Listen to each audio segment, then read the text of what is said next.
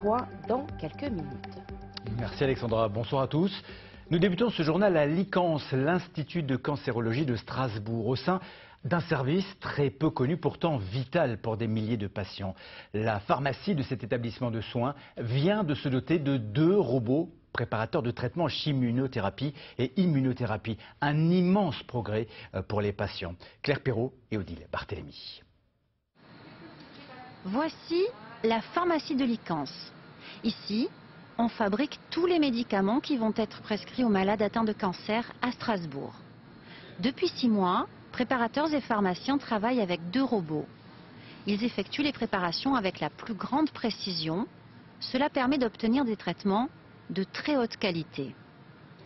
Il y a différents points de contrôle. Le premier d'entre eux, c'est qu'il va peser la poche avant et après avoir mis la chimiothérapie injectable ou l'immunothérapie, afin de vérifier qu'il n'y ait pas trop peu ou pas assez donc de médicaments qui étaient injectés dans la poche.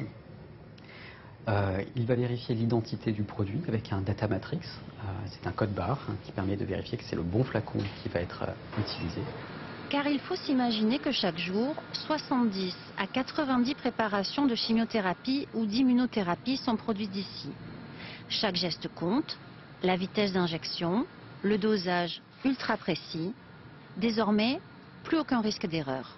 Tous ces médicaments sont fragiles et des simples petites altérations, par exemple d'un anticorps au niveau des sucres, peuvent empiéter leur efficacité d'un facteur 4 ou 5.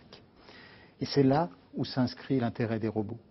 C'est que leur précaution, leur rigueur dans la manipulation des traitements est complètement garantie et on ne risque pas d'altérer ce genre de molécules. Ça veut dire qu'on va être mieux soigné. On va être soigné avec des traitements de meilleure qualité et donc encore des résultats supérieurs. Plus de vie. Et donc on va gagner de la vie. Pour gagner de la vie, on gagne du temps. Désormais, les patients n'attendent plus leur traitement, ce sont les traitements qui attendent les patients. Soins plus précis, plus rapides. L'an dernier, plus de 30 000 personnes ont été soignées à l'ICANS. 5 nouvelles brigades de gendarmerie vont voir